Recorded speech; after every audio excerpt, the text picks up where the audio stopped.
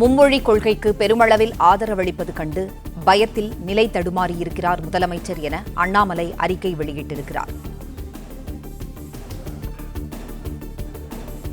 தனியார் பள்ளிகளில் மட்டும் மும்மொழி கொள்கையை அனுமதிக்கும் திமுகவின் இரட்டை வேடம் இன்று அம்பலப்பட்டு நிற்கிறது என்றும் அண்ணாமலை குறிப்பிட்டுள்ளார். ஜனநாயக ரீதியாக நடைபெறும் கையெழுத்து இயக்கத்தை தடுப்பதும் கைது செய்வதும் பயத்தின் வெளிப்பாடு என்றும் அண்ணாமலை குறிப்பிட்டுள்ளார். மும்மொழி கொள்கைக்கு பெருமளவில் ஆதரவளிப்பது கண்டு பயத்தில் நிலை தடுமாறியிருக்கிறார் முதலமைச்சர் என அண்ணாமலை அறிக்கை வெளியிட்டிருக்கிறார்.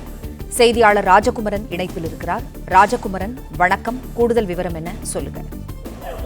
மும்மொழி கொள்கைக்கு ஆதரவாக காவல்துறை அனுமதி பெறாமல் கையெழுத்து இயக்கம் நடத்த முற்பட்டதாக குறிப்பிட்டு பாஜக முன்னாள் தலைவர் தமிழிசை சவுந்தரராஜனை தற்போது சென்னை எம்ஜிஆர் நகர் காவல்துறையினர் தடுத்து வைத்திருக்கின்றார்கள். அவர்களை கைது செய்து வாகனத்தில் ஏற்றுவதற்குரிய நடவடிக்கையிலே காவல்துறையினர் ஈடுபட்டிருக்கக்கூடிய சூழ்நிலையில் ஏழை எளிய குழந்தைகளுக்கு தரமான கல்வியும் விருப்பமான மொழிகளும் கற்பதற்கான வாய்ப்பை வழங்கக்கூடிய தேசிய கல்விக் கொள்கையை ஆதரித்து பாஜக சார்பில் நடைபெறக்கூடிய கையெழுத்து இயக்கத்தினை சென்னையில் இன்று முன்னெடுத்து சென்ற முன்னாள் ஆளுநர் திருமதி தமிழிசை சவுந்தரராஜன் அவர்களை காவல்துறை கைது செய்திருப்பதாக குறிப்பிட்டு அண்ணாமலை தன்னுடைய பதிவை வெளியிட்டிருக்கின்றார்.